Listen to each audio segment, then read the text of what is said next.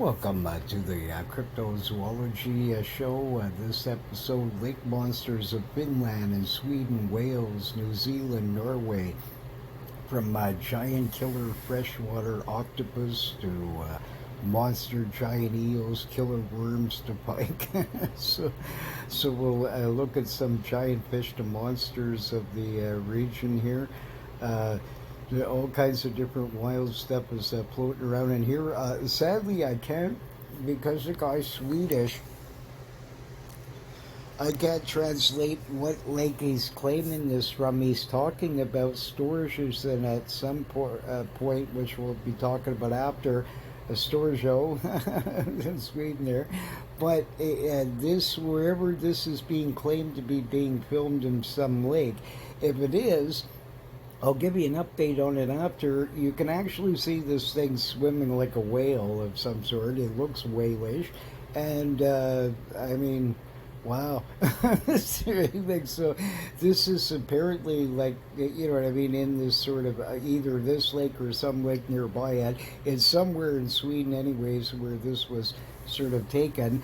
And I haven't been able to confirm the whole sort of background of this, but this is definitely a live animal. And it's definitely does not look to be any known sort of normal fish species of any sort here. And it looks much more like some kind of whale sort of thing, and it's absolutely big. You can see from the distance these people are pointing down. You can tell that that's a pretty large sort of object here, and you can see it swimming up and down whalish like, right? So absolutely fascinating. Anyways, so wherever, if it is Lake Sturgeon, it's not the regular worm monster. It's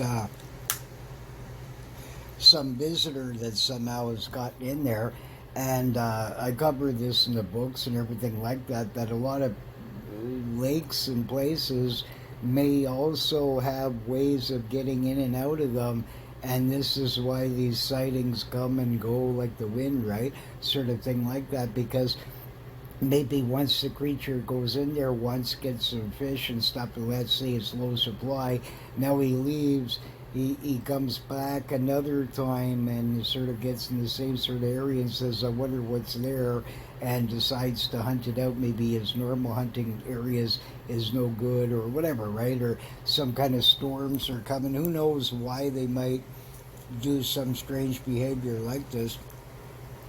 But it is another feasibility, because quite often a lot of these lakes, you get these sort of other sort of ones where they're not matching. Like you'll get a film of some kind of whale-like animal or something different, but it's not matching the normal descriptions of the lake, right? So it could be besides the regular visitor or someone trapped in there somehow or whatever, right?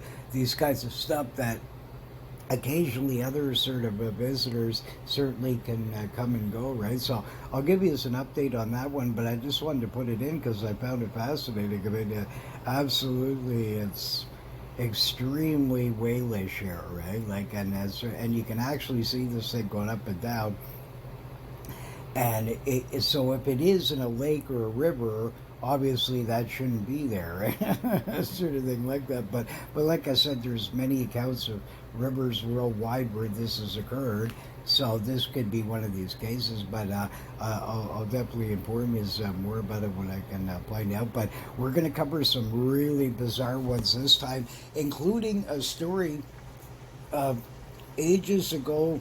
I've been collecting these, and nobody knows about them in the North American market. But there's these sort of what I was told by this French guy first when I heard of this in the 70s, and they were called devil pike.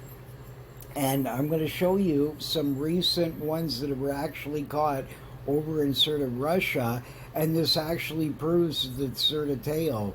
But they're only known there, but there's these accounts here. So this is not seemingly from a Chernobyl thing. This is some kind of weird thing that may happen one in every 50 zillion fish sort of thing, right? But I cover some in the book there, but I'll talk about ones that were over in Russia and stuff like that. But I cover actually some from North America, including one from this region of the devil, the pike, right? So, like, we'll cover him later. So fascinating. If you think you've seen a lot of bizarre cryptids, this is one of the most least known in the entire universe, right? Sort of thing like this, including this guy next here isn't well known by most, but the mighty Tursus there. Not only the sea has these tales of a giant octopus, this beast in Finland is known to inhabit some lakes and blamed on vanishings in the past. A couple mysteriously vanished by a lake in Finland. The pronunciation of it and the spelling was right out the sort of a lunch there, and it messed up, so it's been lost. But anyway, it's some wild lake in Finland with a big, weirder sort of name to it. And in the 1800s, and the boat was found empty. No bodies found, but odd damage was found on the boat and smell of slime, and they said it was all like slimy and sort of like there was like as if something had went and smashed like a karate chop on the top of it, sort of idea, where there was damage all inside the boat, and but this slimy gooey like sort of stuff all around it, right? So that was one of the suspects, is that it was possibly one of these Tursus there. So I haven't heard of any sort of modern accounts, but there's been in like BC a similar one. There was a lake like this where these natives they had this story about the native chief fighting with this sort of giant octopus monster. Same with over in the United States, like around Devil's Canyon and these kinds of, there's been a few of these sorts of around, and I cover some in the book and stuff like that. But here this depiction there back from sort of way long ago, right? You can see the lady there, and she's talking to the old man, and old Tursus here is coming out from the depths of the lake, right? It's so not good. So anyways, could you imagine, right? And when I was in Lake Tenkiller, I collected these stories. This guy that was in this marina, I don't know if he actually owned it or whatever, but he had this big bait shop marina like sort of place there, and the guy told me about these crazy stories about some kind of giant octopus monster that lived in the lake, right? Sort of stuff. And there's a few others around in Oklahoma that have similar stories, but I'll talk about that another time, and I include it in the book and stuff like that. But absolutely fascinating. Great lake, very cool. Sadly, I didn't get to fish it from the boat, but actually from shore, I was amazed by these guys. I went to a few places around there, and these people actually would sell like goldfish and stuff like that as actual bait. It was allowed for these giant flathead catfish and stuff like that, and weird things. Like they do. It's unusual, but you'd see a lot of that. Now this may be illegal now, but I mean this was many moons ago, back in the 70s, right? So long time ago in a galaxy far away, but the thing is that it was interesting. I've seen a lot of strange things there, and I ran across some really weird stuff there, including interviewing further down in Oklahoma and interviewing these people that shot at a Sasquatch and stuff like that, and saw this giant sort of bird monster. Some black, sort of crazy, huge, with probably about a 10-foot wingspan on it. It was some kind of giant buzzard-like looking thing, except he was totally black, like completely black, right? Like, so he was very thunderbirdish, whatever it was. These guys said they had never seen one that big around there before, but they called it a giant buzzard sort of thing, and they were shooting at it with this most powerful pellet gun I've ever seen in my entire life. I mean, this thing was wild. Whatever they would pump it, and I mean, this thing. Then these guys were blasting at this giant bird, right? So saw a lot of strange things there. I even caught in fish species that I recently saw some reports there that they just discovered them in there, and I didn't know that they didn't know that, like at the time, right? But I caught all kinds of fish in there: spotted bass and smallmouth and largemouth, and buffalo fish and gar and all kinds of weird sorts of stuff, right? Like a whole bunch of different sorts of ones, white catfish. There's flatheads in there and different things like that, right? So quite a few that's in this sort of area. And but this guy told me these wild stories about sort of sometimes people would disappear in this Lake Ted Killer, and like the kid be swimming across, and all of a sudden they'd see some kind of arm or something weird, like a big splash, and then they'd be gone, right? And no explanation, not finding anybody or anything like that. So pretty scary. So and there actually is recorded, I have in the book there quite a few of sort of like octopus that have been found really far off the beaten path. There was one when I was, this warden told me about this in the Kankanki River there. They had found one sort of that was still alive in some sort of pool or something like this, and it was an octopus, some kind of octopus. They didn't I know what the identification was at the time, but I mean, still sort of a fascinating sort of thing, right? So they've been a lot of places in dams and stuff like that, and so there's a lot of skeptics to it, but you can find in old newspaper accounts all over the place that this has happened from time to time, and even a few films. So it is feasible, and it is feasible that some underwater caves, maybe these true stories of this giant octopus monster in a couple of lakes actually was a huge sort of octopus that got in through some kind of cavern system and decided to start hanging out there because the Chow was there. so who knows? But I mean, definitely, if you're in Scandinavian lakes, there beware. Truces is out there. So, but that's pretty creepy, man. I mean, out of all the ways to go by a lake monster, that would be one of the more fearsome ones for sure. Them and a giant squid, man. There was this. I saw this guy had this deep diving thing, and they'd never had gotten a machine this deep before ever, and it was way down this Marianas Trench there. And comparing this squid's eyeball and the things that was around it, they estimated, they thought that this thing must have been like 100 foot plus on it. And I mean, absolutely terrifying. This sort of thing. So, and I mean, there was a U.S. Navy sort of big ship that was actually attacked by one. So even though they claim like they only get up to 40, 50 feet, all this kind of stuff, this is only what they found. It's way, way, way bigger out there than what, that sort of thing. There was this is a really well authenticated, they actually lifted the ship up because they needed to find out. They got divers down there and sort of tried to crank it up a little bit and looked all around. And for 100 and some feet on this thing, I forget if it was 183 feet or 133 feet, somewhere in this sort of range, there was these claw marks, every sort of thing. What happened, this crazy giant squid, what they presume was a giant squid, it had the same kind of similar claws and all that kind of sort of stuff on it, and suction scars all the way down. They have this sort of like coating on the bottom of the ship, right? And they actually found big claws embedded in them in different spots because this crazy giant squid grabbed it, and of course it's a giant U.S. Navy sort of ship here, and they have actually like about 2,000 workers on board, and sort of that's how big of a ship this is, so to give you an idea.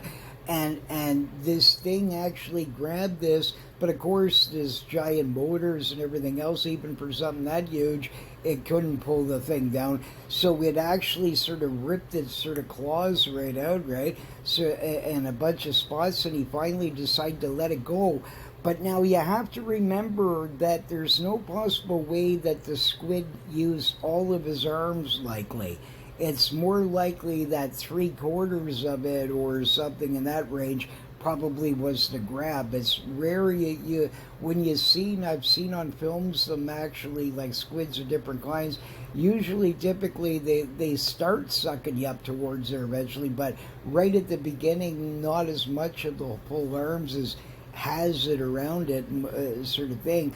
So it's likely then that some of the arms was still out. Then you have to have the giant body of his head and everything else here, sort of thing, right? Attached to it, sort of further, that would make it way more bigger. So this dude must have been like, I can't imagine anything less than 150 feet long here, sort of idea. And that this actually went on their sonars and everything, and the ship sort of rattled for a second, and they said, what the heck's going on? So they decided to check and make sure there was no damage, and here they found this, right? And you can see completely how the arms had sort of grabbed in all the different sort of areas and stuff like that. So, I mean, to me, that's very sort of like, I mean, you even have divers seeing this. They pulled out claws, they did everything, so it's not imaginary pictures. This is official sort of Navy report here, right? So, like, I mean, I take that sort of as pretty conclusive that for sure they probably can get this big. And what's the odds of them running across the biggest whatever out there? Zero. Right? So, I mean, how do you know, again, like, I mean, these ancient stories of something that was over 200 feet long, maybe sort of true,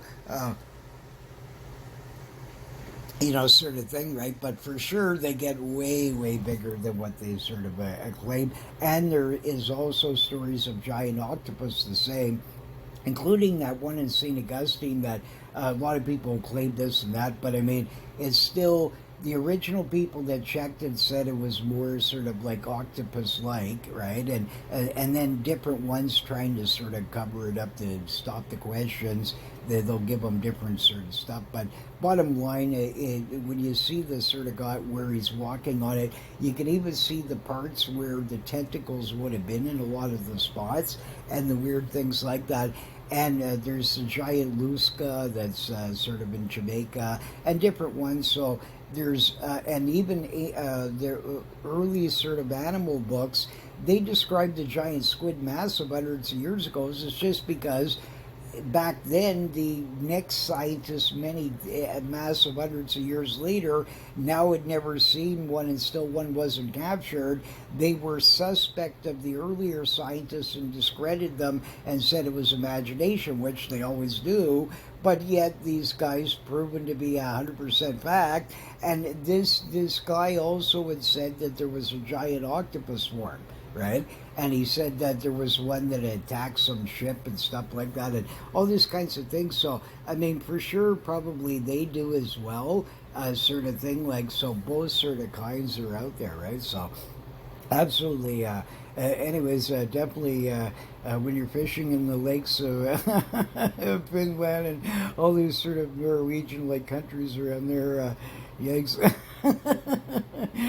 So, but anyways, luckily this dude isn't seen too often, but, it makes you wonder, right? But anyways, absolutely sort of scary. Can you imagine, you'd be sitting in this boat and all of a sudden this giant arms come up and start grabbing around at you? That's happened in Newfoundland for fishermen out with giant squids and stuff like that. So pretty wild. Yikes. But next year we'll go about Lake Bala whales. I might have actually, I can't remember if I put that in the sort of another one here too, but this is sort of, even if I did, because I had covered some sort of areas around there, but the reason I wanted to talk about this, I know I didn't put some of that sort of other sort of parts in it, and so even if I did mention it slightly, as there's a bit more to it, this mega sort of pike monster, right? This Chagi, they call it, right, of this Lake Bala. I mean, this is sort of near by the Three Boob Mermaid sighting, right? So, like, it's part of the sort of River Ree, right? And so, what one account over several centuries, an expert diver had tried to reach the lake bottom and he saw a dragon coiled up on the lake floor and he decided to hit the road in terror, right? Tales are still told of a unique endemic whitefish called the guinea that's in danger. Some experts claim it's not a distinct species and is the same as a European whitefish, but others disagree. One way or the other, they've been transplanted to nearby lakes to help save it. Rough, artificially introduced, eat their eggs. So again, please stop introducing species not already present. I mean, in Florida especially, you have any of these warmer places, even more likely this creature is going to survive. There's sheepfish and all kinds of other ones sort of that are now in Florida that are actually mating and things like that, snakeheads and all kinds of stuff, and they're causing devastation on certain sort of native species, right? And these kinds of things like that. So this is really not sort of a good thing like that. Yeah, sometimes you can introduce, if they really analyze everything, you can introduce a species and maybe actually even help the body of water in some ways, but most of the time this is not going to happen. And the other problem is that these aquarium fish, they're from other sort of countries and things like that. They may start building a tolerance going further and further north.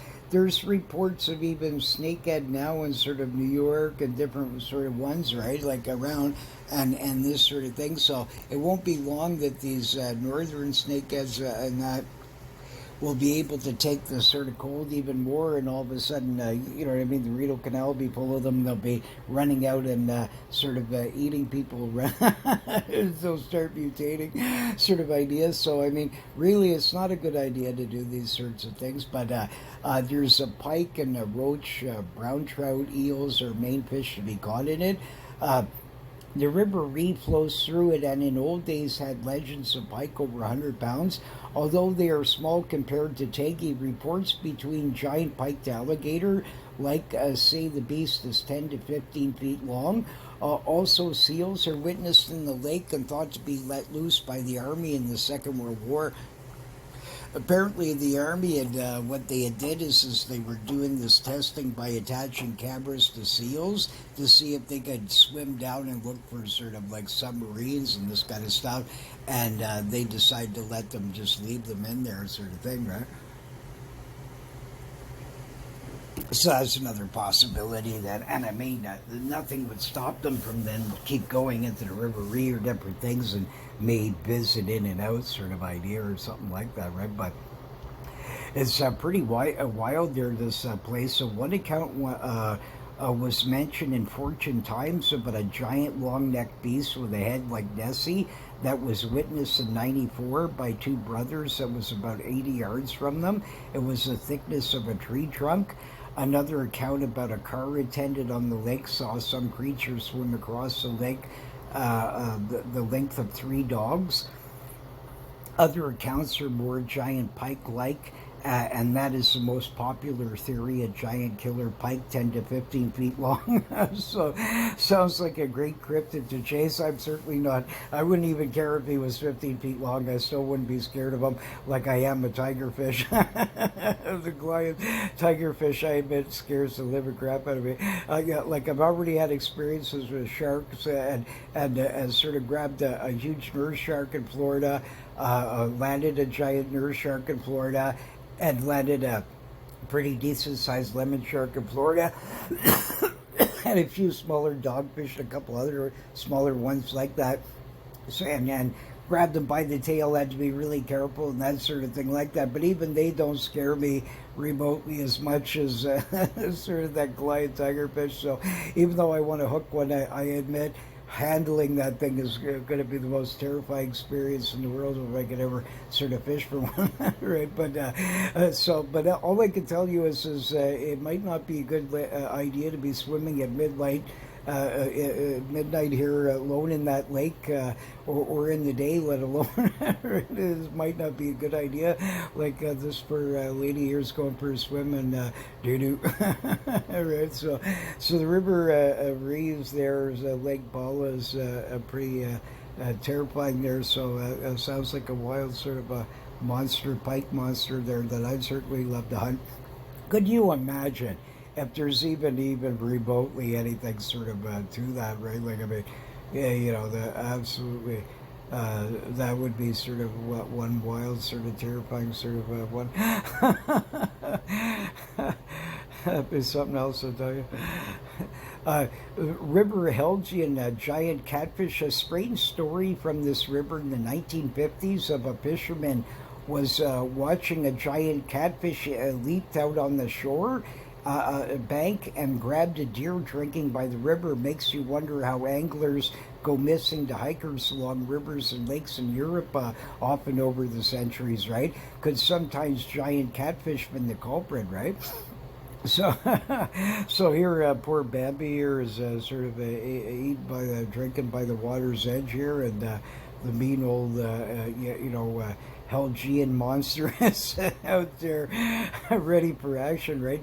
Actually, now they used to be quite common in sort of Sweden and stuff like that, but they're actually protected there now, and it's protected in that river. I don't think you can fish for them and things like that. But the river has a really ancient history. It's called like the Holy River, and there was a battle there, like probably near about 1,000 years ago. Some wild sort of holy battle and stuff like that. So has quite the interesting history. And trout are stocked in it yearly, and Wells is, like I said, protected now, right? So interesting sort of account there. These Wells catfish or something else.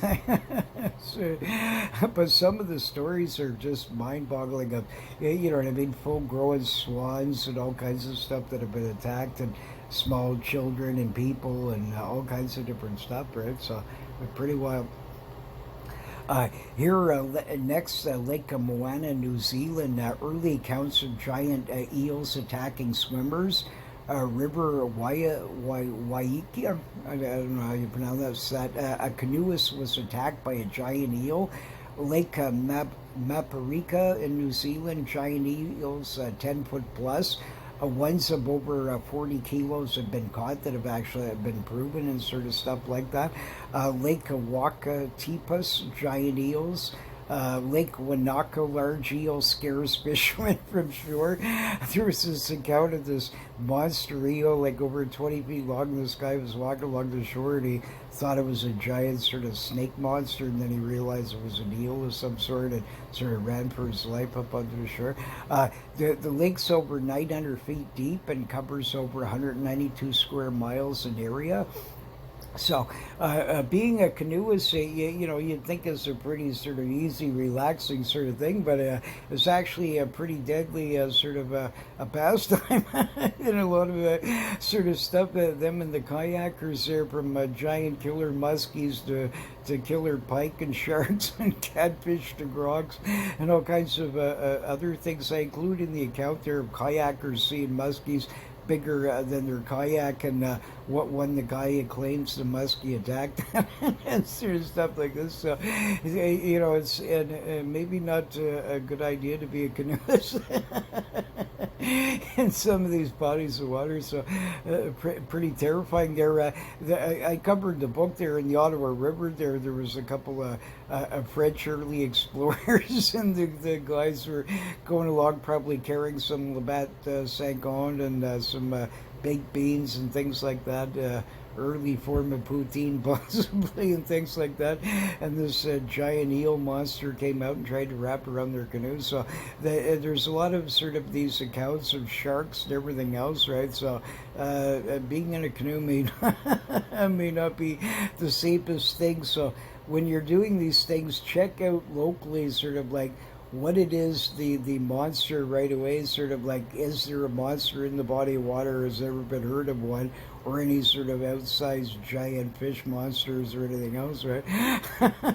Before you go out in your canoe and stuff like that, especially in Australian waters, absolutely terrifying sort of stuff like that. Like I covered in the last one there, you're in a race here, sort of these big canoe races and kayaks and stuff, and sharks are leaping right out and nailing off the contestants before they can even finish it, right? Sort of. There was actually another one that was, I forgot to mention, that on the previous show in Australia, there was another one that was stopped this race because even though it was way up the freshwater part of the river and things like that, there was a bunch of sharks spotted around it, and they got nervous because I guess things in the past, and they decided to sort of didn't want to do it, right? So some of them didn't want to compete in it. I don't know if they fully canceled it or what they did, but it's it makes you wonder. That's all I can say. Like, there's certainly a lot of these crazy accounts worldwide that makes you wonder, right? So, but next we'll go about one of my favorite earliest cryptids. There was a younger there had scanned through these newspapers, and this cryptid was being mentioned. I found all kinds of, I could have included in here early newspaper accounts and stuff, but I'll include some of this sort of stuff in here.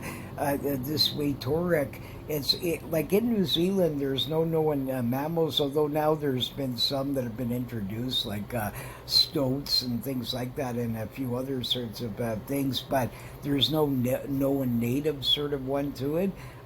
Sort of a thing, but I mean, New Zealand even has white moose reports, so it has a few mammal like sort of things floating around. But this waitorike has an incredibly long history, including even Captain James Cook. He mentions this otter-like cryptid in the 1700s.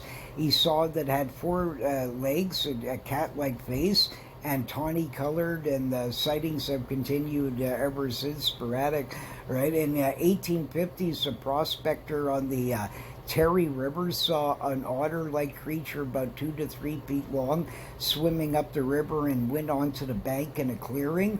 Its tail went side to side, and it seemed to be struggling. It had spiny-like fur sticking out on the head and back, brownish black in color, and it was sort of fat and round. Many other sightings in the 1800s, especially around the Aparima River in southwest part of the island. One fur was said to be of one gotten in 1868 that was brown with spots, although skeptics claimed it was a quoll. They are not a typical water dweller, and no known records of transporting them there. But they had transported others, sort of a couple of sort of things in there, and so that was one of the suspects. So even if that was the case, that may not have been a waitorike. You might have gotten this, and the only legend they knew around there is the waitorike, so they didn't recognize the animal that they killed, so then they might presume it's a waitorike. But that still wouldn't prove that the waitorike was one of these sort of it wouldn't prove that it was one of these quoll there, because that, I mean, could have been, even if they were introduced, that may have nothing to do with the waitorike, in the sense that it was already seen way before, when people hadn't even introduced anything. So that's one thing. And just because you found this pelt, you might have found one of them that you didn't know that they had introduced by accident. So even if that was the case, that still wouldn't mean, again, that necessarily was this waitorike, right? So, but scientists say the only one there is the New Zealand, or native, is sort of bats, right? But I mean, very interesting sort of cryptid. Other sightings and interesting things in real old times before settlers. The local Maori people would keep them as pets, they claim. Another sighting in 1848 on the Ashburton River, men hit it with a whip. They said it was the size of a large rabbit, brown, and made a whistle sound when they hit it, and the creature pulled it back into the river. Waiporike River in 1970s, a Canadian tourist saw a tiny otter about 2 feet long, dark brown, on the bank of the Waiporike from his canoe. Many counts from farmers, even men of science, have occurred. I've not seen many counts in a while, but even in 70s, a hunter at the Hollyford River saw an otter-like creature slide down a river bank. It looked like it was playing or something. As well, in the 80s, one was seen a few times around Otago. Now, stoats to weasels have been introduced, and some modern sightings may be of them, and they may compete with the original sort of cryptid and could be endangering them or making them extinct already, or they could be extinct, right? But this is basically what it would sort of look like. So, and my experience with otters, they're extremely sort of can be elusive, and especially more urban-like settings. So maybe in the earliest times, these creatures weren't as sort of, they were still uncommon, but, and they were always sort of elusive like, but they might have been seen a bit more often because they hadn't ran across a human sort of stuff yet that much. But then once people started hunting around there and stuff like that, I'd imagine they might get more cagey, right? So even more so, and that sort of thing. And again, the one found with the spots there, that pelt. I mean, this creature is known as a water dweller. So I mean, even if it was a pelt of one of these things, it still likely wouldn't be that species because the reports are just too much where it's in the water, right? So, like, I mean, no matter what, there seems to be some kind of credibility to this sort of creature. And but whether it's still being seen right now, this minute, is sort of, But I mean, the accounts are still there. They're consistent and they're rare. And otters can be. I mean, we even had them in the Rideau Canal here, for crying out loud. A giant one that was over 6 feet that was in the canal and sort of thing like that. I mean, you could go by the canal a trillion times and never see one. So the thing is that again, these sightings are sort of random and sort of like these creatures may hold up more in the sort of daytime and sort of be more nocturnal sort of habit in that area, especially possibly, and they only live up in the more remoter sort of areas and sort of thing like that. And they're not very big. I mean, the average size seems to be like 2, 3, 4 feet sort of range and this sort of thing, right? So they're not massively big, and it could be some smaller species of a known river otter of some sort, right? So absolutely. But to me, it's a high credible sort of cryptid. I mean, you got Captain James Cook here and all kinds of sort of different accounts here, and many people all sort of describing it otter-like to similar, and none of them are saying it's 20 feet long or it's eating Godzilla. Like, I mean, it's not really that hard to believe, really. I mean, like I said, I fished on the Otter River since the 60s, and I mean, I've only seen like a handful of sort of like not that many otters. There is some locations where you'll see them more, like certain sections where there's much less inhabitants around, and it's wild sections of the river and things like that. You might see them on a more frequent basis in areas like that. But in any sort of urban sort of settings they start becoming pretty slim supply, right? So there's sort of the same thing as the more there's buildup and things like that. And, and it could be too that this creature sort of just has a limited range and whatever, right? Like, but it could be an isolated sort of one, and it'd be very feasible. Even if there was none mammals there originally or whatever, it's even possible that otters got washed from a storm or some kind of other thing that got up on their shores. I mean, an otter can swim, right? I mean, and there's sea otters and everything else. It could be that some of them, once they got there, they made a little breeding thing, and naturally then you start doing the same behavior, right? Because this is built into them. But like I mentioned in other sort of shows there about what we have in some areas where parking lots are, where the birds come every year and they'll mate right in the parking lots. They refuse to leave, right? So these things can be built into them once they sort of start taking over a spot sort of idea. And it could be that over time they even shrank.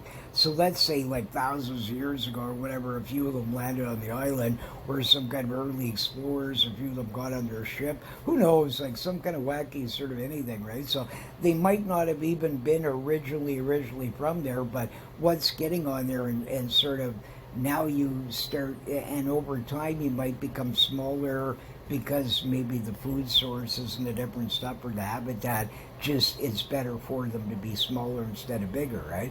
So sort of idea. So just another thought, but definitely an interesting, very fascinating sort of cryptid that I absolutely love and fully believe in the highest probability that it's real. And I wouldn't be surprised that it still exists. I wouldn't be 100% surprised that it doesn't either, but I mean, because like I said, the reports now, you have other creatures that could be mistaken for them. It's hard to know, but hopefully there's still some of them out there, and I mean, some of them seem to be pretty credible, at least up to 70s or 80s. So it's very feasible that some are still around, right? So, but wonderful cryptid, anyway. So hopefully there's still a few of them floating around. Here is some monsters here. Lodi River, Sweden, giant pike 6 feet long. Lake Majorca, giant pike reports. Baltic Sea, giant pike reports, as well as mermaids that we cover later. Dalsland Canal, giant 5 feet plus pike. What one account mentions one even much bigger than that, that had the eyes the size of saucers. Could you imagine? It's really like, so. That sounds pretty Titanic, man. Like so, giant pike mentioned in Europe centuries ago. One was said to be 19 feet long and reported to be 350 pounds. So sounds very thin for such a length here. Either this poor beast was one skinny dudette or on a major diet, maybe working out with Richard Simmons or one of those, right, or something like that. Or, one of the Weight Watchers or one of those, right? But that doesn't sound like accurate. Probably fairly possible to be that long, sort of. But I mean, I suppose it's feasible if it was extremely thin, sort of a thing to it in that.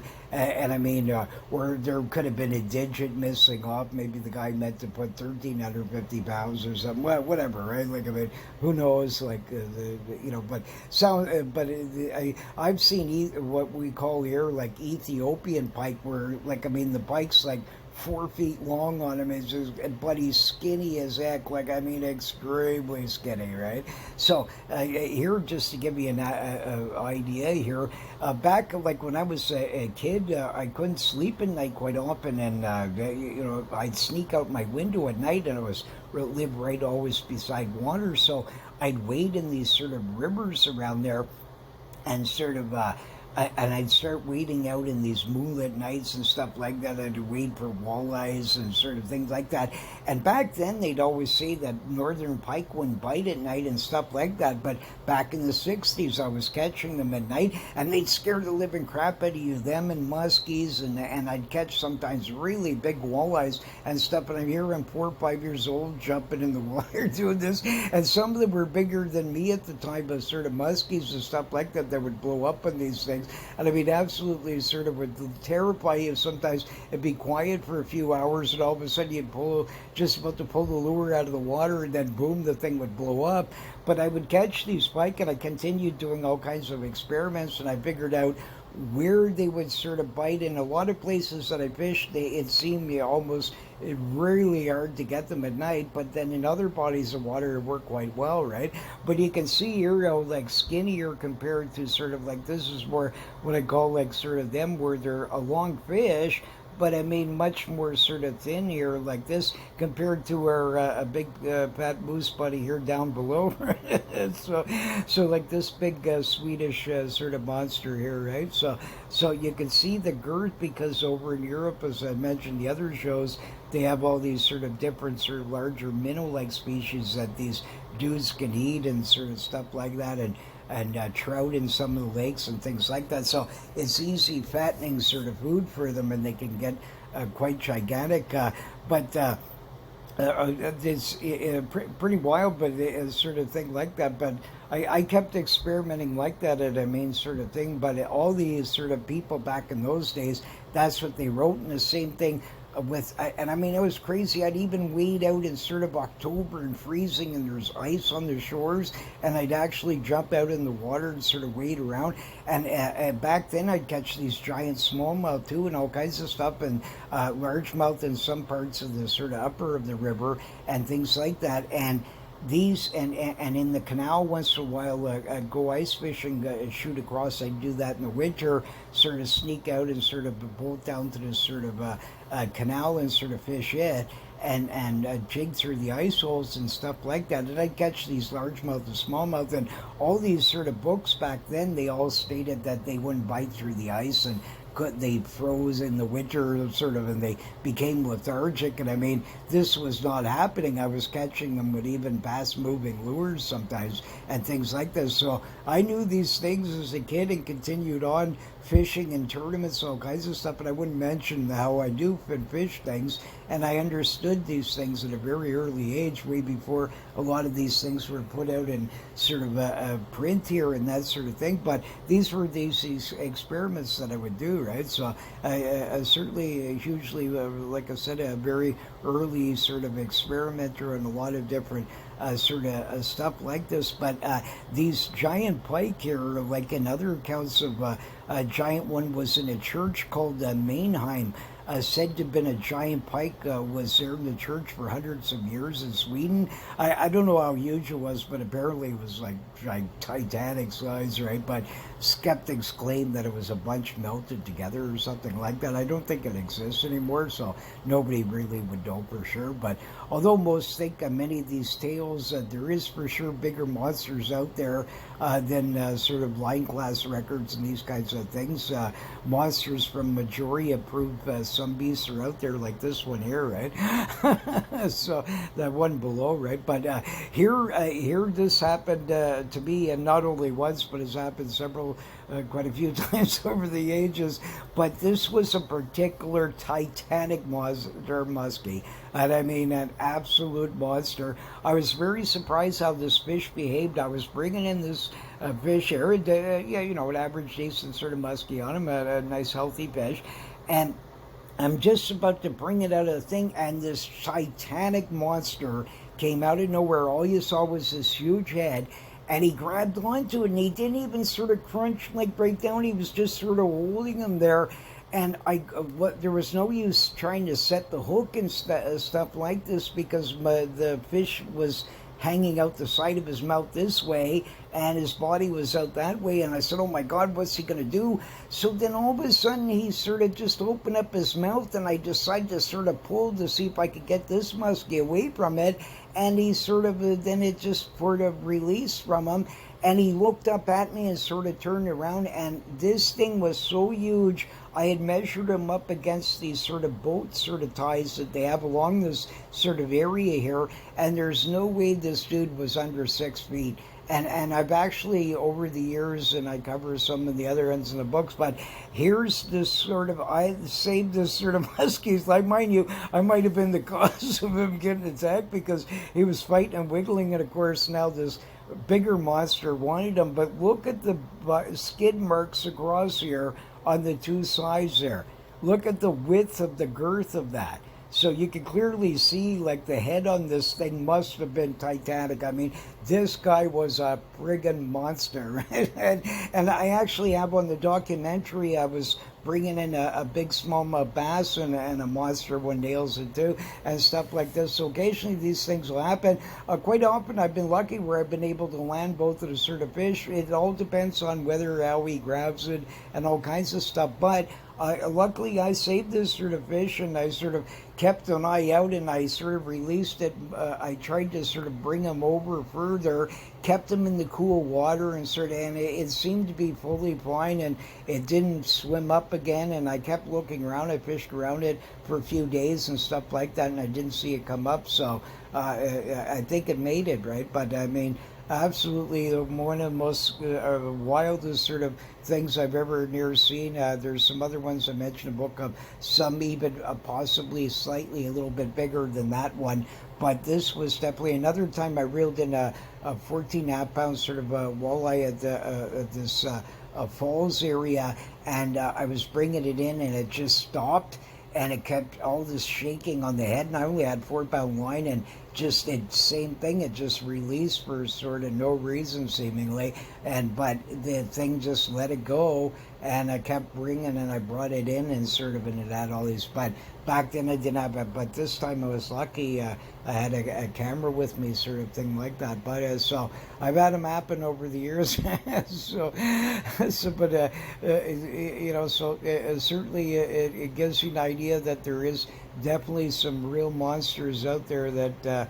Would blow the human mind. But next, this will sort of blow your mind here. This is absolutely fascinating. A giant thorn pike. This cryptid has been reported from Canada to Russia. These cryptid pike grow giant horns to a bunch of horns shaped like a crown.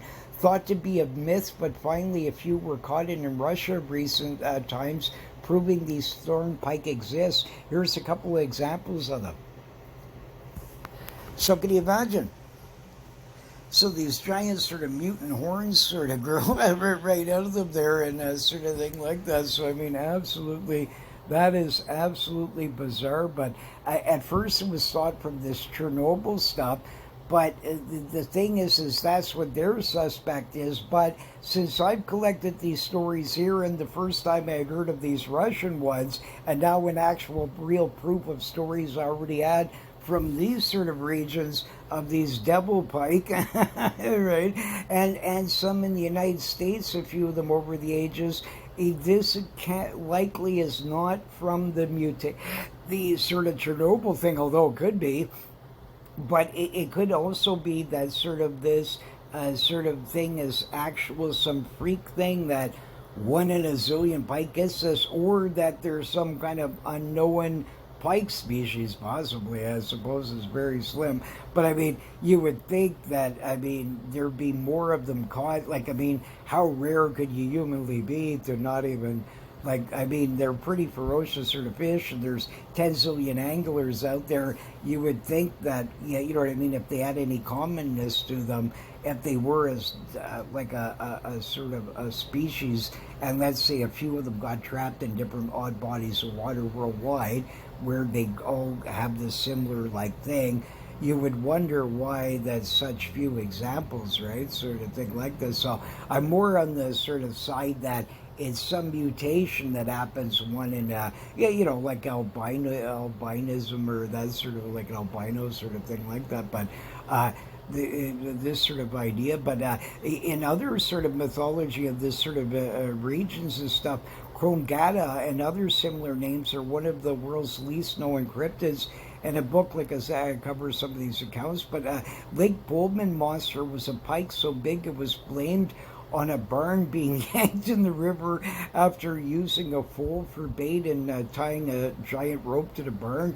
This guy in that sort of, I think it was in the 1800s or something, the guy had, it got cut out here. Sometimes, like I said, there's some problem with this program that does weird things, but and the guy was out sort of decided to fish for this monster pike, so he chucked out with a rope and this giant hook, and sort of chucked this sort of a pole on it, and this monster actually started yanking his barn in, so he called for help, and the neighbors came running and stuff like this, and they all watched the barn yanked right into the drink, right? so that sounds pretty wild. There was a Lake Majoran giant pike, some with beards, said to be over 10 feet long. Here, a giant dead one found in a river in Britain had over a foot long head, just barely. Like, look at the size of this monster, right? So, I mean, he must have been pretty atrocious size when he was sort of, in full life health there. Look at the teeth on that dude, right? So, for sure, pike, definitely. I personally, like, I have a couple of stories there where I believe at least they can get. And I saw an old photograph from a native that sort of had speared one way back in the sort of, I think it was the 1920s and stuff. It's been lost, but I saw this guy, he had speared this one, and the thing standing beside him, and this pike was about 5.5 feet long, sort of thing like that. So it was an absolute titan. It was actually quite bad for a sort of our sort of North American sort of fish. And the biggest one I've ever seen, like sort of a proof of.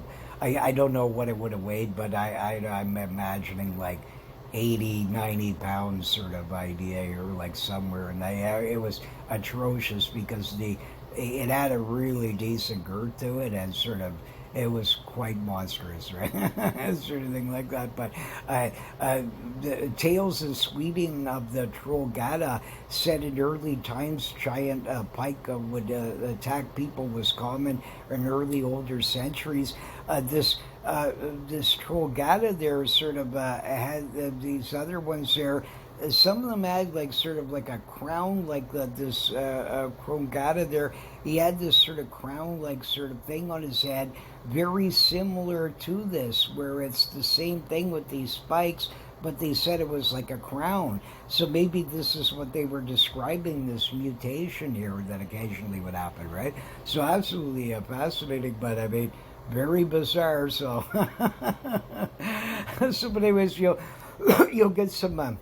Stories of the double Oodaway pike and some other ones from this region that's never been known to any sort of cryptozoologists and stuff like this. But I'm glad that this story actually exists somewhere else because I thought it was so insane. But over the ages, I found a few more of sort of other reports in other places. So this is the first photograph, so I've been able to sort of find of this sort of thing, right? So I mean, absolutely fascinating. So it just adds to the mystery. But anyways, certainly terrifying there. So I'd certainly love to catch one. Oh man, that would be. I'd let him go, but I mean, you'd want the greatest pictures in the world, and to get some kind of replica made of it or something like that. Could you imagine? That must be the coolest sort of thing ever. Yeah, but you wouldn't want to try and sort of be grabbing at him if you were and he turned around and then spears you. They look even worse, much worse than his teeth, right? So especially if they were thinner or more pointy. So pretty scary anyway. So, absolutely fascinating. But Lake Storjo, Sweden, will go about this next one here. This great worm is reported often to be white to gray colored, although many accounts make them darker, 10 to 50 foot plus feet long. Some describe them with a dog-like face and more mammal-like, sometimes with ears. There's early accounts. There's a statue that goes back to about the 11th century that sort of depicts the monster, and there's some other sort of some mentions of these earlier sort of ones. Others say 14th century. There's some mention, and then sort of yeah, you know, but it's all in that sort of range, like. But the earliest sort of account that I've actually like read sort of where right from it was this guy in the 16th century by a Mogens Peterson. He mentions the beast, saying it's a strange animal, worm-like and dark with a cat-like head that jumped out in the lake. He said it grew to immense size, right? So, and it's a big, beautiful sort of a lake to it. This in 1857, newspaper reported on the beast, saying workers had saw a large creature out in the lake with a cat-like head, creating a large disturbance. In 1899, researcher Peter Olson had documented over 20 sightings of the beast. He published in a booklet. Lakes, the Storjo, Sweden has great fishing and even a cool statue of the beast on the lake, as I was mentioning there. So real pretty sort of lake.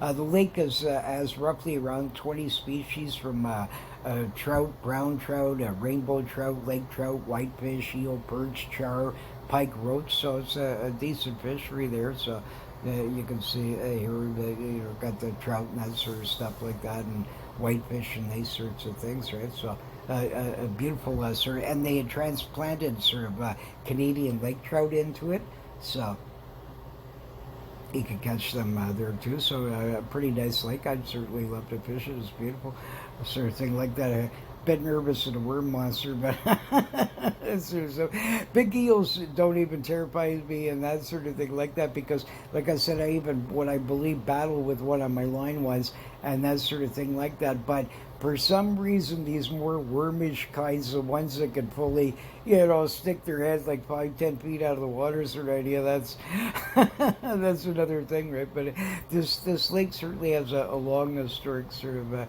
history to. One of my favorite accounts was a game officer checking licenses on the lake in the boat when he got terrified in '73 when the monster appeared in front of his boat. The beast had a gray color and a yellow underbelly, about 18 feet long, kind of pipe-like rounded shape. As he got closer to it, he hit the beast with his paddle, and the great beast retaliated with his great tail and knocked this boat flying up about 8 feet in the air. So, sounds pretty wild. There's been well over 500 accounts since the 1980s has been recorded by this group there. They sort of do investigations and they started keeping accounts of it in early 80s and stuff like that. So absolutely fascinating here. Sort of, it's a wonderful sort of like these were supposed to be removed for some reason. It wasn't, but anyways, absolutely, it's you got to admit some of these stories are sort of really out there. Like some interesting films beside Witnesses have shown up that are all similar. Some accounts close up describe it as more plesiosaur-like. A security camera filmed recent claims to film the beast. You can barely see it there, but supposedly this underwater sort of this camera that monitors around this sort of area picked this plesiosaur-like sort of thing. And quite a few witnesses have called it more plesiosaur. So possibly there's two kinds of creatures going on in here, sort of thing like that. But most of the accounts seem to be of the more giant sort of worm-like sort of thing. One family member saw it. Several members had saw it and got it on film. A mother saw it in the 70s, and then a granddaughter filmed it in 2012. 3 family members witnessed this beast over a 40-year span, and it's a very credible film. It's very worm-like, like they say. It's thin. It's similar to the other ones I showed you in some other lakes across the world, where it's always that sort of. It's not a massive, wide sort of a creature. It's very snake-like and wormish, and they sort of a lot of times will go up and down, sort of like this vertical, but sometimes side to side eelish. Like one bizarre account in Osterson area of the Serpentid was on land, and he was scavenging potatoes from a farmer. so apparently he likes potatoes. Maybe he was trying to get some potatoes to make some homemade shine or something. He might get bored in the luck. Maybe he's, so in the lake there. So maybe the worm monster has a still down there or something like that. So, absolutely interesting, but anyways, it's a strange account. It's sometimes you get waters that are cryptids that are up on land. One monster sightings, right, from Lochness or different ones over the years, right, and a lot of them attacking, like especially in Russian lakes, or attacking people or different things, like we mentioned with the giant catfish there, eating poor Bambi and that kind of stuff, right? Like, so these things, these water monsters are known to even crawl up on the land. So maybe he wasn't really looking for potatoes. Maybe he was looking for some kind of animals around there or something. Who knows? Pretty bizarre. Anyways, could you imagine you're some poor farmer picking your potatoes and all of a sudden this giant, 20-foot worm monster is leaping around on you? That'd be a wild sight there. So, but anyways, there's this one research team filmed the beast and sure matches previous descriptions. One frame, no one ever comments on. The creature opens his mouth, which I find convincing, and movements likely authentic. This underwater camera picked this up. They had it stationed in these different areas. And this thing looks very alive, and he goes up and down, and he goes side to side. So he does both, and he's extremely worm-like, like in that. But in this one frame you can see on the left here, you can see there's a mouth there, and it actually opens up. So I find that quite convincing because on the other parts of the frames and stuff like that, he's moving and digging around and doing all kinds of weird stuff and floating around. And then all of a sudden he sticks his head up, and then you see his mouth sort of start kind of open up and sort of like that. So very sort of unusual, right? And I mean, you know, and you can see it's very like sort of wormish, like what they say, right? So this researcher, a cute lady, Susan Kinderstorm, she caught this underwater camera, and sort of she was one of the ones monitoring it with this group and stuff like that. So very fascinating. It was very interesting sort of accounts to it, and I mean, there's so many of them, and it's a big, deep lake, and sort of all that sort of stuff like that.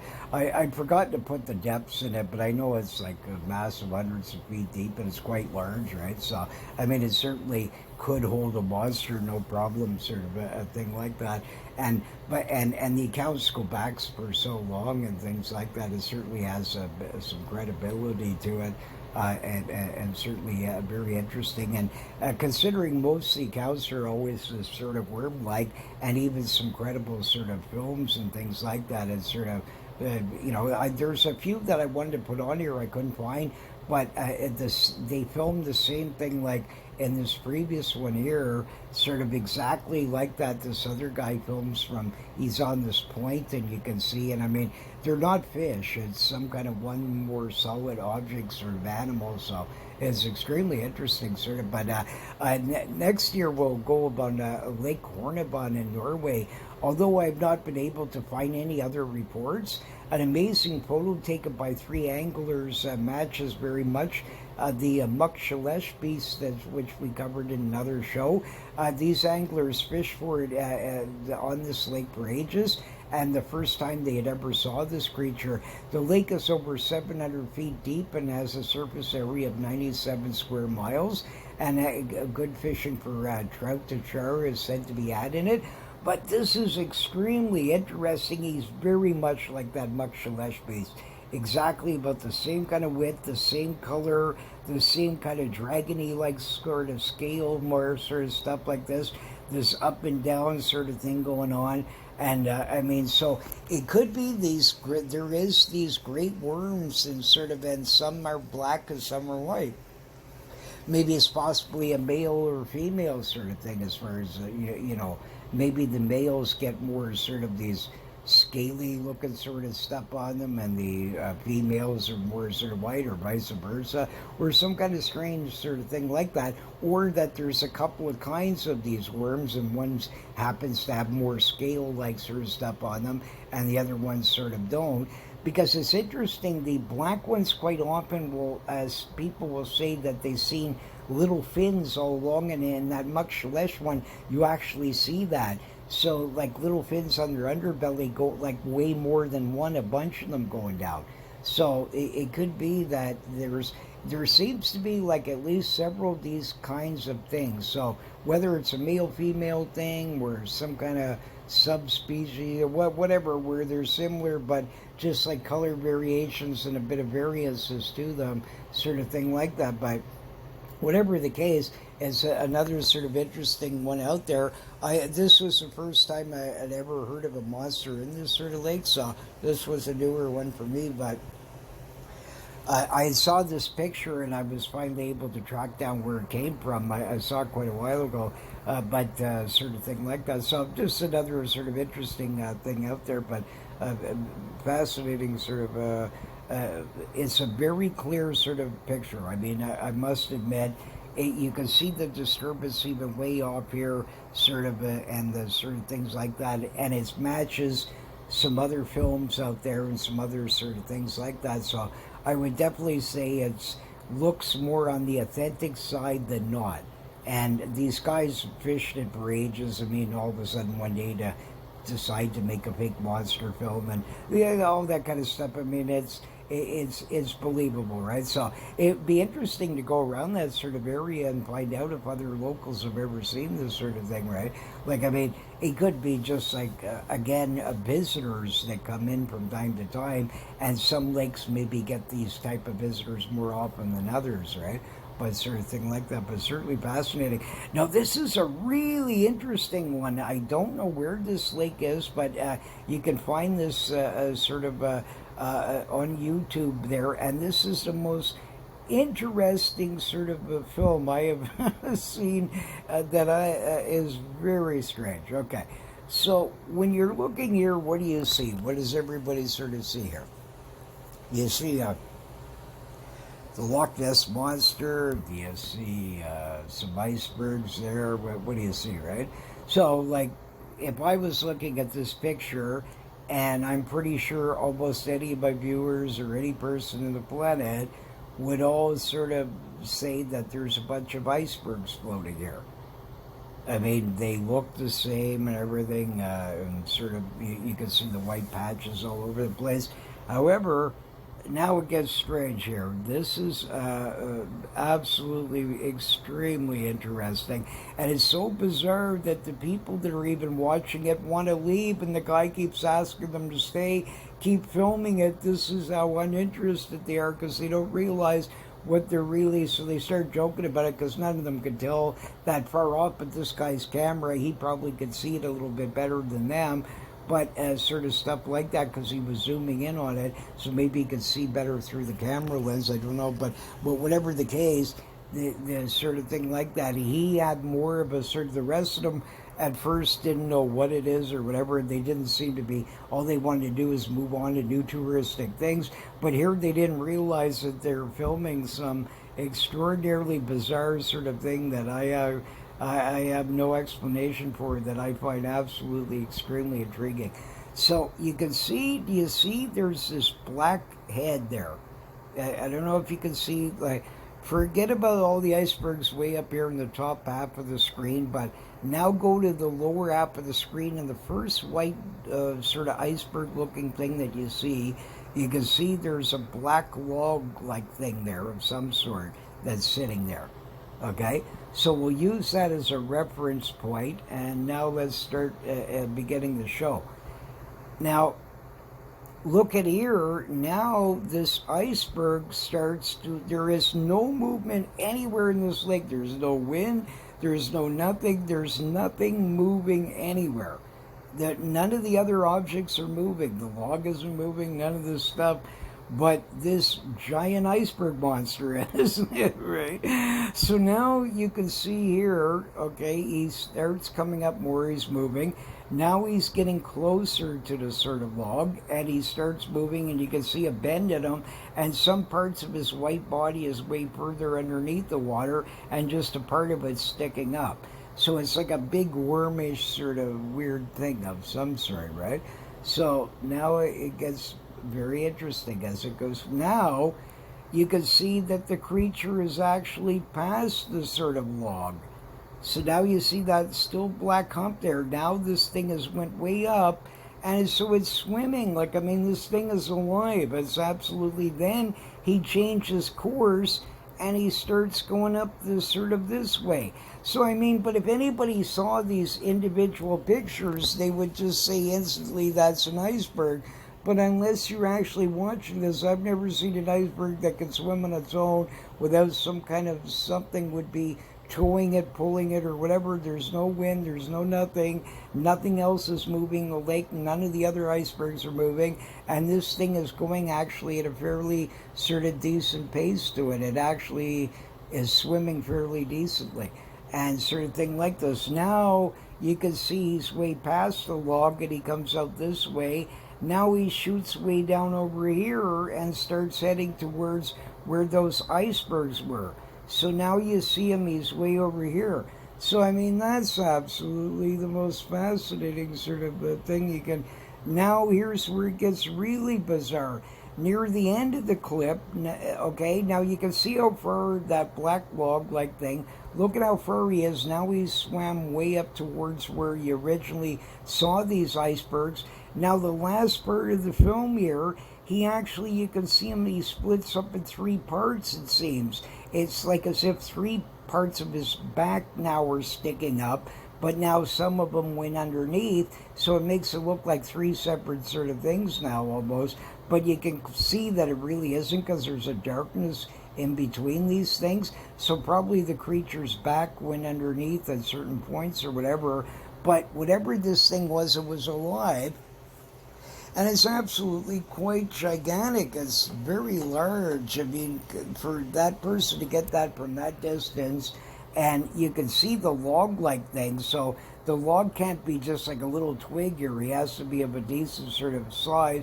So even if you were to measure that up against that log head, let's say the log head was, I don't know, a foot wide and a foot out of the water, sort of thing like that, you can clearly see that whatever this thing was like much, much huger, like going against and around it and all that sorts of stuff like that.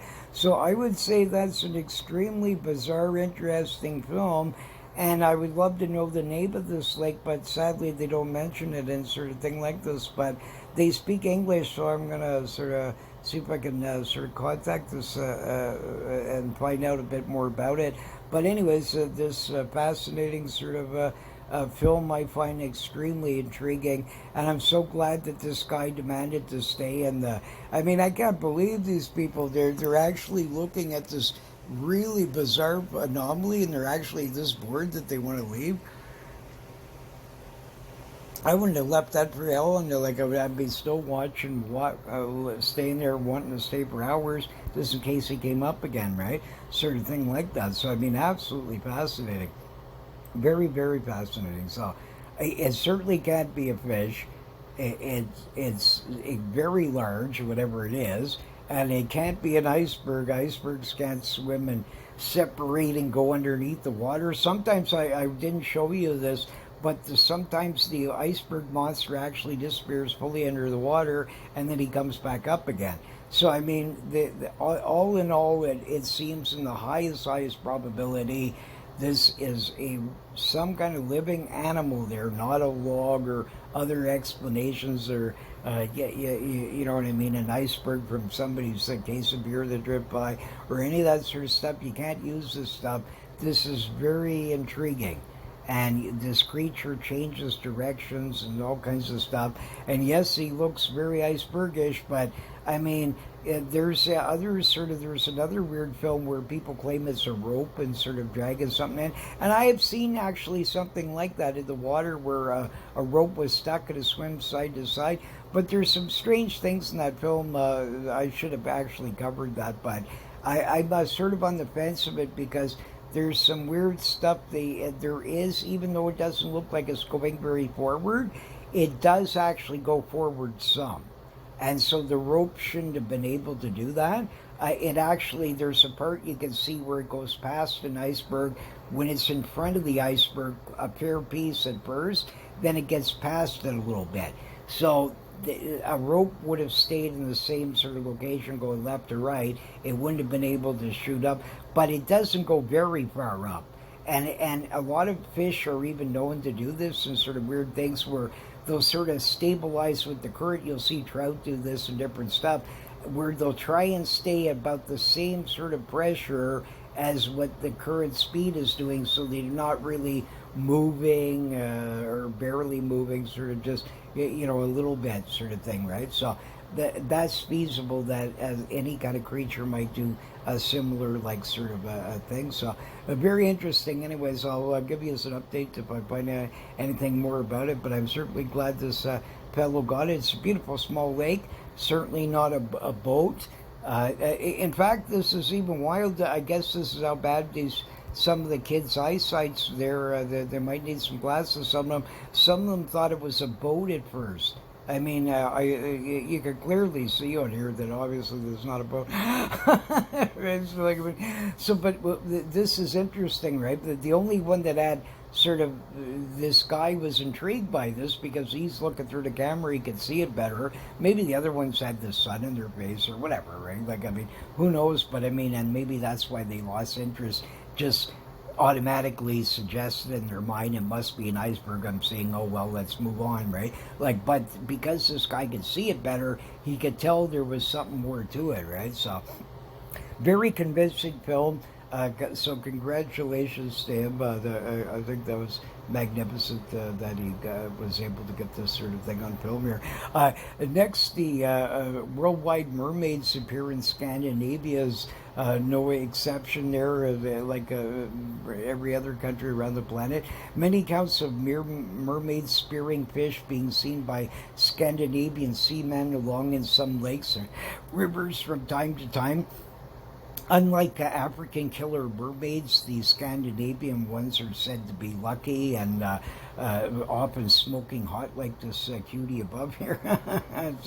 And I mentioned the book there with George and his love affair with a gorgeous mermaid. And stuff like that. So, these ones are a lot better. These Scandinavian ones, I like these ones over in those sort of areas.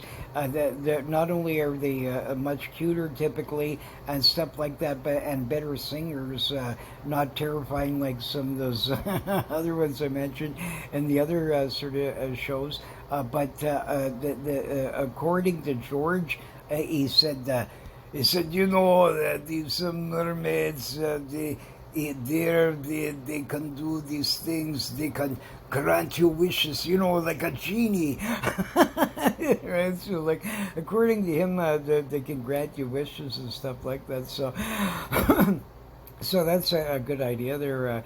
I certainly wouldn't mind running across one and getting some wishes in there. Sort of stuff like that. So, but all kidding aside, they're certainly, I love the ideas of these mermaids. They're so fascinating. There's some very strange sort of stuff to it that we'll look at next year. Like, even though it's in Germany here, I wanted to just talk about this one sort of commercial fisherman guy in the Baltic Sea, and he was in this Bornholm Basin. He trolled up these spears in them sometimes and heard accounts when younger of others. And you see this interview of this Hans Braun guy, right? And I mean, you can tell this guy's like very serious sort of things like this. And he reminded me a lot of George, the way that he sort of speak and sort of firsthand and all that sort of stuff like that. But here's some of these interesting ones here. I had showed you in another film of this sort of weird sort of skate ray-like creature that was found with spears all through it when they were dragging it up. Here's some other ones here. Here was some kind of big shark here, and you can see him. Well, it looks probably like a great white, possibly, or one of those. I didn't see the whole photo, so I don't know exactly his head there, but he looks like a larger sort of shark in that sort of range and sort of thing like that. But you can see the spears all through it and sort of stuff like that. And here's been some that have been found there where they don't belong to any known tribes and things like that, and some of these weird ones, right? So absolutely fascinating. So it sure makes you wonder out there. Like, I mean, there's not like, I mean, I don't have 5 million guys because they're mostly really old. You're mostly sort of stuff, but these modern accounts are more of sort of the ones like that of the sort of where they're still finding them inside of fish there. There was another photo I should have put in where a more modern one that was a more recent era where they had pulled it up and sort of it was some kind of a mackerel or something, and this spears inside of it, and they pulled it up in the nets and stuff like that. So absolutely fascinating, very strange. There's a lot of sort of weird sort of cryptids out there, yet you got to admit. So who knows what's really out there and things like that. But this one was going to be a shorter one, sort of thing like that. But I just wanted to mention about how interesting worldwide these sort of cryptids are, that besides the fish monsters and stuff like that, there certainly is some unidentified cryptids that are in some of our waters, and certainly with all the garbage and the things that we're polluting, like all these countries, when I read all the time now that used to be great fisheries and stuff, now they say the trout's down or this and that because of introduced foreign species or over pollution in the lake, and the numbers are down, or over netting. We got to stop this worldwide, or there won't be these mysteries anymore. So yeah, you know, and I'm sure the some of the gang will be out there happy. They won't have to.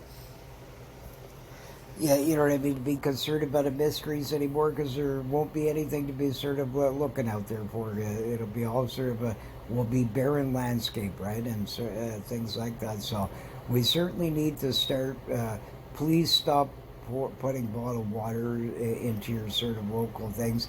Stop, drink bottled water that's made out of glass and other things, or use your same container and fill your own bottled water from it, whatever, right? But don't sort of throw them in our sort of water systems or the garbage and all these kinds of things, because really, I mean, could you imagine, let's say these mermaids actually have any sort of reality to them? And I can't explain these spirit things. And I mean, I can't explain people like George telling me these things. I can't explain all that kinds of things. Yeah, I could say they've had too many beers, but when you find physical evidence of these and so much accounts, it's too weird to sort of just push under the table. And ancient scholars, everybody else mentioning them, saying they saw them themselves, and all these sorts of things. So let's say that it's feasible that there is actually some intelligent life that lives in the sea that's something like us a little bit, but different, right? Really, like, I mean, we may be killing off something that's kind of like us, that is out there, sort of, that maybe they know to avoid us, right? Because they're made of trust or whatever, right? And all that kind of stuff, like, or even if there's some kind of primitive sort of sea apes or whatever they may be, right? Or these kinds of stuff. But let's say they have a similar, like, intelligence. I mean, we know all kinds of creatures on this earth, be it you want to believe in the God sort of aspect, or if it was created through Martians or whatever, or we evolved from an amoeba, whatever the case, whatever you want to believe. The thing is that it's very feasible that under any of these sorts of stuff, that there could be life in this sort of sea just as much, that sort of could be something intelligent like this. It is feasible. And it could be that sort of we might be killing them off and every other sort of thing out there, because we're the big so-called intelligent man here, and yet we're, you know what I mean, causing destruction wherever we go, right? So I mean, just in hundreds of years here, we've taken over this European way all across the world, right? And look what it's caused. I mean, it's you can't, no matter what, the greed and the companies keep going and all this sorts of stuff. Nobody's banning the bottled water. They're trying. They're finally, I notice, congratulations, Walmart, I must admit, they stopped using plastic bags here, and now they only give recycled bags out. I don't know if it's illegal to use plastic bags or not, or whatever it is, but I'll give them credit for that sort of thing. That's a good thing. Mind you, I don't like the 25 cents that is charged per bag, because the problem is that most consumers are not going to carry a bag around with them, and they do instant shopping, right? So they need a sort of like to, you know what I mean? If you buy a certain amount that is free or something, whatever, right? Like some kind of sort of gambling like that, because it's a bit of a sort of annoyance that every time the person's bill, if you get 3 or 4 more, there's another buck off of you, right? So sort of thing like that. So, but besides that, I mean, and I doubt these things are probably just as cheap to make as sort of a plastic bag is that once you start building in zillions, right, they can cut down the cost pretty cheap, right? So the more people start doing that and sort of things like that, and or figure out a disposable kind of bags like this that are disposable, that can go in a landfill and not stay there. They're going to sort of break down and be natural for the sort of healthy for the environment, not sort of harm it. Like what if it was made out of some kind of weird materials that can break down, that is not toxic to the environment, right? So we need to start doing things like that and get back to the old glass system and other sorts of stuff. I mean, there's ancient glass lost in the sea of all kinds of stuff. There's sea glass, and you find in rivers and lakes, and what they call sea glass because of water rubbed down the old beer glasses for 5 million years and all this kind of stuff. But that doesn't kill these creatures, doesn't poison them, it doesn't do any of that sorts of stuff, right? So that they can adapt to, but this sort of things, and even then you shouldn't be throwing them in there, but this is a zillion times safer. So these big companies need to all be, sorry, no more old plastic bottles, though, and you know what I mean. They'll boo-hoo Scooby-Doo, but they'll quickly find glass manufacturers that'll be making it for them as cheap as you know, a slice of paper sort of idea, and then it'll be over with. So you'll hear the whining for a few years and whatever, right? They always going to do that because these guys want to keep their money, right? But they'll find a way to adapt, right? As all sort of companies do. So, anyways, just keep these things in mind. Our poor mermaids aren't going to be around anymore and things like that. So. Hopefully, you keep your waters clean and sort of things like that, and keep an eye out for monsters and have your camera ready. These are other sort of things that you know, a lot of people are skeptical, and luckily a lot of people do have sort of cameras and with them nowadays, where these sort of things are much more common, and they're lucky that they sort of more and more of these types of films that thought was legend now are sort of showing up from time to time because of these sorts of things, that we have a much more sort of these kinds of cameras available. They're getting better, they're doing more sorts of things, but it's still when you're in areas, any kind of lakes and sort of bodies where you're out in the jungle or wherever you are, right? Always sort of keep these kinds of things with you, sort of ready right away, sort of because why be sort of like, I mean, even if you're the biggest skeptic in the world, if you're out in sort of Oregon, out in the mountains, right? I mean, why not have the camera ready for Bigfoot just in case he comes by, right? Sort of thing like that. So, you know, I think a lot more would even be captured, and more evidence could be sort of you know, corroborated of different creatures if sort of people had these things, and even cameras should be way better designed with some kind of ultra fast feature where instantly, like, you know what I mean, you just press on something hard in the top of the camera or in the bottom or something to instantly, even if the camera's even if the screen's locked or all that kind of stuff, that instantly comes up and starts filming, and then you can sort of get, you know what I mean, get the thing right on board instantly as fast as humanly possible. Because you can do some of these features in some phones, but I find a lot of them annoying, and also they'll make you scroll over to get the video and all kinds of stuff. It's not intuitive. You should be able to instantly, if Bigfoot is there, to press a button instantly and this friggin' video start running. And if it ever shuts off, that instantly it saves it no matter what. And these kinds of things. So software always should be designed that sort of way, and it should be sort of like all cameras in phones should be sort of instantly be able to be reached under all circumstances, right? Sort of thing like that, so that you can get these things on film. So, but anyway, stay tuned for, I'm not sure what Lake Monster will do next time, but anyways, stay tuned for next show, and we'll continue on for the next ones. Bye for now.